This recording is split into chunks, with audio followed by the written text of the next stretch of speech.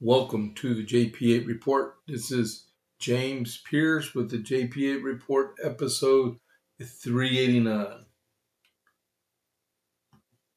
Good afternoon, everyone. Just remember, episode 389, because it's probably the most expensive episode of JP8 Report for the Virginia Democrats in the history.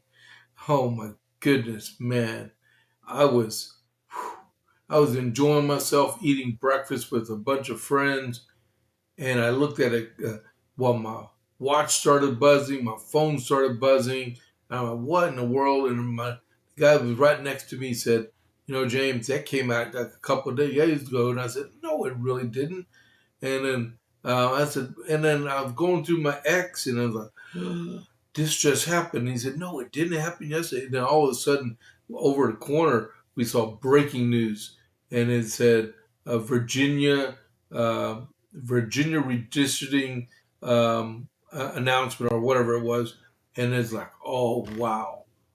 And that's where I got the title, How to Wash $100 Million Down the Drain. So we'll talk about that in just a second, okay? But wow, that made my weekend. That one ruling probably determined the makeup of the Congress come November. We will see, but we'll talk about that in just a minute. We got other stuff to go over. Thank y'all for tuning in today on this really good episode. I mean, sometimes I wish, because by the time I do the morning report, the morning brief, and I'm like, okay, I get to break a little bit of stuff sometimes here and there, but the meat of stuff is like comes out between 7 and like 10 or 11 o'clock in the morning, and I'm like, I'm just getting started, or I'm falling behind everyone. It's like I'd like to be the lead sometimes, right? And like when I sign off my podcast, sometimes as soon as the moment I hit end stream, breaking news, I'm like, oh, missed it. But missed it by that much, right? But not today. This is cool. All right, so if you have not already, click that follow button. Please click it for me. Be a follower of the JP8 Report, and then click the like button also. All right, and then get in the chat. I got one chatter in there, Covite for life. Ricky likes to chat. I like to chat. We talk about it and stuff. So help us out. Get engaged. Invite some friends over. Make them followers. Get them going. Rumble's free, and it's free speech too, so we won't kick you off. All right. So we got all that done, and let's see, America 250. So the America 250 is the continuation of the letter I read this morning, which falls on tomorrow as a letter from General George Washington to Major General Charles Lee for the 9th of May, 1776. Can you believe we're less than 2 months away from the Declaration of Independence anniversary? Wow. All right. So where we left off, we have done a great deal of work at this place In a fortnight more, I will think the city will be in a very respectful posture for defense. Governor's Island has a large and strong work erected and a regiment encamped there. The point below, called Red Hook, has a small but exceeding strong barbette battery. I don't know what that is. And several new works were constructed, and many of them almost executed at other places. General Ward, among the evacuation of Boston, and finding there was a probability of his removing from the smoke of his own chimney, applied to me and wrote to Congress for to leave to resign. A few days afterward, after some of the officers, as he says, getting uneasy at the prospect of his leaving them, he applied for his letter of resignation, which had been committed to my care. But behold, it had been carefully warded, and as I since learned, judged so reasonable, want of health being the plea, that is, was instantly complied with. Brigadier Fry, previous to this, also conceiving that there was nothing entertaining or profitable to an old man to be marching and countermarching, desired, immediately upon the evacuation of Boston, which happened on the 17th of March, that he might resign his commission on the 11th of April. The choice of the day became a matter of great speculation and remained profoundly mysterious until he exhibited his account, when there appeared neither more nor less of it than the completion of three calendar months, the pay of which he received without any kind of compunction, although he had never done one tour of duty, or I believe had ever been out of his house from the time he entered till he quitted Cambridge. So much for two generals. I have next to inform you that the paymaster, General Colonel Warren, find nothing convenient to attend the army from the various employments and avocations in which he was engaged. Also resigned his commission, and is succeeded by your old aide Palfrey, General Palfrey. When I was speaking of the distressed situation of the King's troops and the Tories at their evacuation of Boston, I might have gone on and added that their misfortunes did not end here.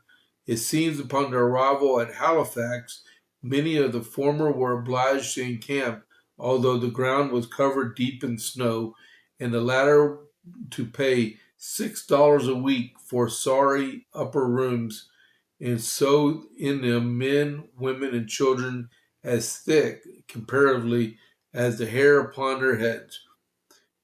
This induced many of the gentry to return and throw themselves upon the mercy and clemency of their countrymen, who were for sending them immediately back as a properous and severe punishment as they could inflict, but death being preferred to this, they now wait in confinement, and any that they may be thought due such barricades.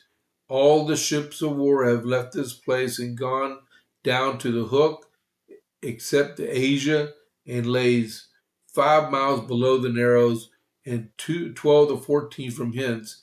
And I could add more, but my paper will not admit it. The compliment, therefore, of the gentlemen of my acquaintance with you, and with the most fervent wishes for your health and success, I remain your most affectionate General George Washington. All right. He actually acknowledged he was running out of paper. Wow. Hope y'all enjoy me reading these letters, okay? Because I think they're actually pretty good. All right, so the Iran no, we're not to the Iran update. We got to talk about the armament first. And transition. The armament shop. Whether you're looking for your first firearm upgrading your setup, or need expert service, Jason at the Armament Shop is Copper's Cove's premier source for all things shooting.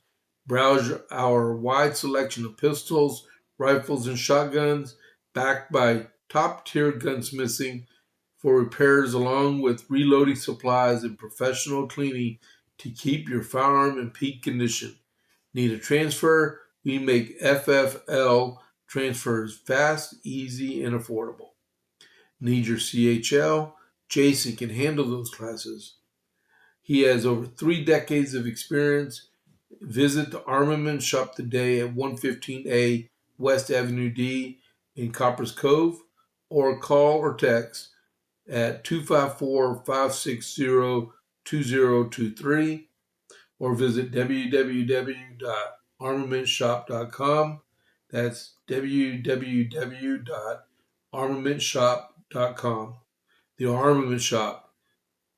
Your safety, our priority. All right. That was pretty good. All right. So let's see. I got to get ready for the next one. There we go. So Iran update. Operation Epic Fury and Project Freedom. Fury is in hiatus right now, and Project Freedom is in suspension. This morning, the UAE, United Arab Emirates, got struck by 2 missiles and 3 drones. The U.S. has turned back 70 vessels. U.S. struck 3 Iranian ports after attacks on the Truxtun, the Mason, and the Rafael Peralta. The Ayatollah Khomeini said that he is in full control of the government. Iran still considering a deal, and the Secretary of State said there may be an answer sometime today on it. The Secretary of State approved of $25.8 billion weapons sales in emergency weapon sales to the Mideast. The IDF, that'd be the Israeli Defense Forces, uncovered Hezbollah tunnels and weapons and intercepted, I believe, 3 drones. And the U.S. hit several empty Iran tankers this morning to prevent Iran from storing oil, so they didn't have to shut off their oil wells. So they're expediting that purpose right there. Brent oil was $101.19 a barrel. West Texas Intermediate is at $95.20 a barrel, and the Dow Jones was 49,634. It'd be up $38.01. All right, that is your Iran update. All right, people calling me. Do y'all get those 800 phone calls? We get them all the time from 800, 877, 844, 833. It just inundates us with those things. Man, I might get like 15 to 20 a day. Wow. All right. So, the JP8 report. This is what I was talking about earlier. SCOVA, that's the Supreme Court of Virginia, ruled that Virginia's redistricting referendum was unconstitutional, flat out. So this is what the old map and the current map of the congressional district boundaries look like, right there. Not the 10-1 map, but 6 Democrat and 4 Republican, right? Or 5 Republican. All right. So what I meant by the title was, and I don't know if I just printed this out, I didn't even get to review it too much, but the Democrats spent over $100 million to get this referendum passed 2 weeks ago, I think it was. $100 million, and it's gone.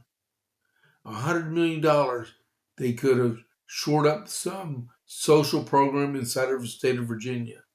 $100 million where they could have funded about one senator race or 100 House races.